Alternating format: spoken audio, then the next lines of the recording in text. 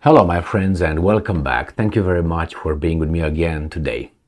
I'm pretty sure since you are here with me, you're familiar who Vlad Tepes was or is in some people's hearts and brains.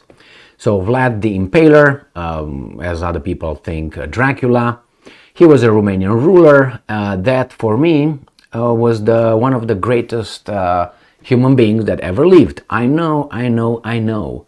But how you have, or we have sometimes, people that we admire a lot, let's say someone in football, in soccer, and people would ask you, hey, can you name me the top three players that you admire the most in football, in soccer? Well, I have a few, but I can't name them this guy on top of the other one. For instance, I can say Messi and ignore Johan Cruyff. I can't use Johan Cruyff and ignore Maradona. So I can't say, oh, it's going to be Cruyff, it's going to be Messi, it's going to be Maradona. I can't do that. So I'm going to say, okay, on the first place are 1, 2, 3, 4, 5, 10 people that I can't. So for me, Vlad the Impaler was my guy since I was a little boy. I think one of the first idols that I had, and I still have. Not that kind of idol, okay, so put that aside, but his sense of justice and what he did, not impaling people and all that. I mean, there's stories, and he did that. And if you look in the environment, on those times, other things happened as well. He learned that from his friends, the Ottomans, where he lived for some time, he and his brother. Anyway, for me, Vlad the Impaler is one of my guys, and he's right there, that white little and other things with Vlad that I have. So what happened? As you know, if you don't know, I tell you, he's considered, among others, as being one of the most evil. We know who the most evil is. He's one of the most evil guys that ever lived. I totally disagree with that, obviously, and this article that I'm going to feature here intended to, how should I put it, continue this fairy tale, not even fairy tale, like a horror movie. I will turn it into this, and I would say that based on this research that was done, according to this article, on 3 of Vlad the Impaler's letters, they found out he got some medical conditions. Okay, and obviously medical conditions, you're not happy about them unless you can levitate, or you can read other people's thoughts. There are medical conditions, but usually medical conditions are so obviously he's got some medical condition that I think will put him in the same level with saints. No, wait until I'm done. Don't get all blasphemy, we're gonna hang Emil upside down and cut his balls off. No, take it easy. So what happened here? Vlad had 3 letters that this guy's the scientist chemically analyzed, and they found that based on whatever it's on those letters, they figured out that he had a condition, and I will read it for you. And they say that with the intent of continuing to discredit this guy as being evil, therefore he did that, possibly. Even that showed he was evil, his medical condition, see? But I will turn it into him being an angel, not an angel, a saint. That's the word, a saint, supernatural, and I will show you. So let's start with this article in Sputnik. Vlad the Impaler's analyzed letters suggest he may have experienced blood-tinged tears. All right? So he had tears with blood. No wonder he was so bad, right? Right, okay. A groundbreaking study led by a team of chemical scientists has shed new light on the mysterious health conditions that may have plagued Vlad the Impaler, the famous 15th century ruler of Wallachia, believed to have inspired the legendary figure of Dracula. Researchers hailing from the University of Catania, Spring-Style Tech Design Ltd., Romania National Archives, and Politecnico di Milano recently delved into letters penned by Vlad Dracula and have since uncovered intriguing evidence pointing to a range of ailments that historical figure suffered. The team's study meticulously examined, 3 letters written by Vlad Dracula with a focus on chemical residues left behind by the effect of writing. By employing an innovative technique involving ethylene vinyl acetate, so ethylene vinyl ethylene acetate, the researchers extracted material from the paper without causing damage. I hope not, you weasels. Subsequent mass spectrometry analysis revealed a wealth of information about the prince's potential health issues. Among the most astonishing findings is the indication that Vlad the Impaler may have suffered from a rare genetic disorder known as the celiopathy, a condition that can compromise various aspects of cell functions and organ health. Additionally, evidence of inflammatory disease was detected, suggesting potential afflictions of the respiratory tract and skin. This is not his castle, but these guys put it as his castle. Okay, I'm not doing a disservice to the Romanian tourism, but for the sake of truth, I'm telling you this is not. Bran is not Vlad's castle. He might have spent a few nights over there on his way to up the Brasov Germans, Saxons. Anyway, perhaps the most captivating revelation is I'm talking about is the suggestion that Vlad the Impaler experienced hemolacria, a rare condition in which blood mingles with the fluid in tear ducts, leading to the emergence of blood-tinged tears. The startling detail could offer a new perspective on the historical accounts of the prince's demeanor and experiences. So because he had that little blood thing coming out of his eyes, oh my God, he impaled people. He was bad and very, very sassy. Vlad Dracula, famously known for his brutal defense of Wallachia and the gruesome impalements of his enemies, in Jesus Christ, in the 15th century? These guys dropped atomic bombs in the 20th century, killing 200 people instantly in 2 cities. And this guy was gruesome impalements. Thank you very much. About 500 years ago? Really? Has long been a subject of fascination for historians and enthusiasts of the macabre. Fuck off. All right? The prince who instilled terror in the hearts of many may now be remembered not only for his ruthless, but also for his potential physical trials he endured. Okay, well, this guy had a little thing over there and he was crying with blood. Hey, what do we have here? Weeping statue.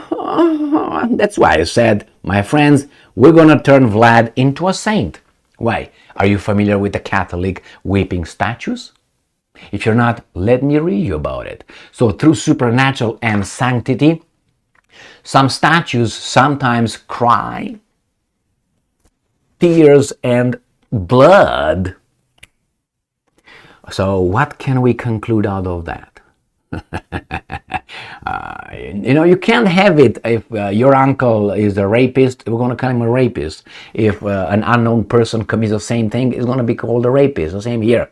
If those guys are crying tears of blood and he's crying tears of blood, can't be bad, can it? Yeah, all right, let me read you these little things here. So a weeping statue is a statue which has being claimed to have shed tears or to be weeping by supernatural means. Ram pam pam, you're coming. Statues weeping tears which appear to be blood, oil, and scented liquids have all been reported. Others claim phenomena are something associated with the weeping statue, such as miraculous healing, the formation of figures in the tear lines and the scent of roses. These events are generally reported by Catholics and initially attract pilgrims, but are in most cases disallowed by the church as proven hoaxes. Nevertheless, you can hear the whip, you can see the weeping this, weeping that, hoax this, list, papi, poo poo. And we have here list of weeping statues. You can go and see them right here. A list, and we put here Dracula. So, if the statues crying blood are considered holy things and people go and the healing, well, then we can infer that Vlad the Impaler was kind of like a saint, and I like to believe that, and I will believe that, and I will identify that as a truth. Anyway, my friends, I'm glad these guys discovered all that, but if you go back or if you read the article, you're going to find out the words over there might suggest this, could mean this. So they're not like, oh, it is like that. Nevertheless, I'm glad when I find anything extra about Vlad, and it seems like he's a saint. So these guys need to remove him from the list of the most terrifying and evil people who ever lived, the top 20. It's an insult. And it's very strange how these guys find these kind of things, how should I put it, in other people's history and cultures, not their own. I'm all for it, but you know who else supposedly suffered of this? It was I think, how it's called, it was not the Baron, I can't remember, of Sad. He also did, and he was a bad guy. You know, sadism comes from it was not a count, he was not a Baron. What was his name? Marquis de Sade, I think. You know, sadism comes from Marquis de Sade. And he also supposedly, if you look at, let me show you actually. Yes, I'm going to show you on hemolacria. I'm going to show you who they list as suffering from that. Not good people, I'm guessing, but they must be saints as well. Nobody thought about it, huh? So, hemolacria, and we have here, blah, blah, blah, at the bottom. In popular culture, French author Marquis de Sade claimed to have wept tears of blood, blah, blah, blah, after he thought his novel, The 120 Days of Sodom, was thought to be lost in July 1789. So this guy was a bad dude right here, okay? But as was this guy, right? Right. So I wonder when we're going to start discovering things like this about Kennedy, JFK, which suffered from a lot of illness. But anyway, everything that goes, right? Only when it's about other people's historical figures and idols, or however you want to call it. When it's about them, zip it. They didn't even know that what's his name, Delano Roosevelt Franklin, had polio and he could not stand up. Barely, he was always sitting down. But anyway, it was kept a secret. Why? Anyway, they try to minimize and try to destroy other people's heroes, and unfortunately they failed on this one, I think, because for me this proves that he's a saint. I want to believe that way. Thank you very much for being with me again today. An extra note, now that it just came out.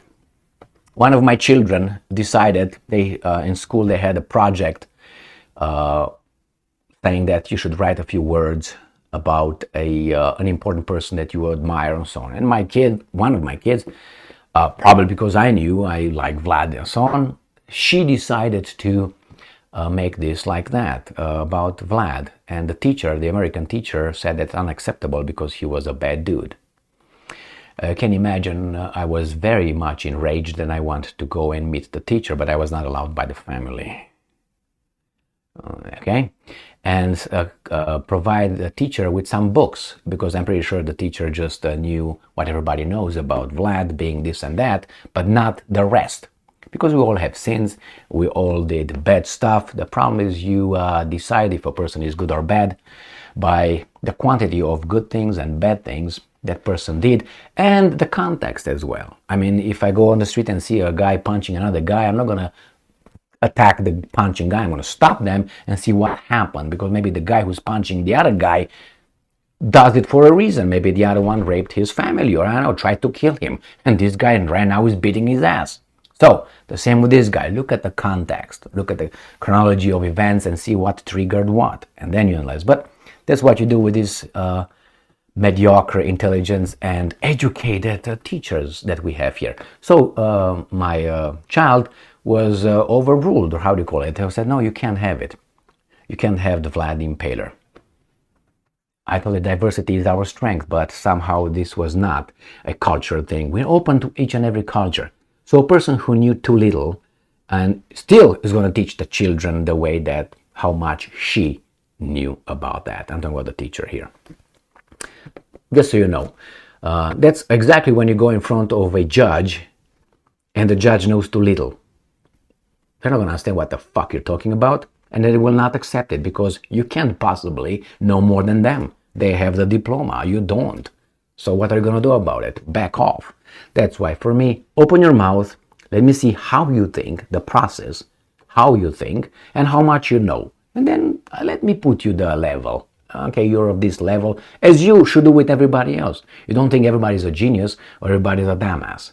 You know, you assess the person through 5 minutes of conversation, and more you learn about the person, and you go down or you go up.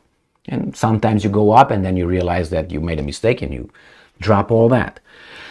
Anyway, thank you very much for being with me again today. Stay strong, stay smart, look for the truth, and be just.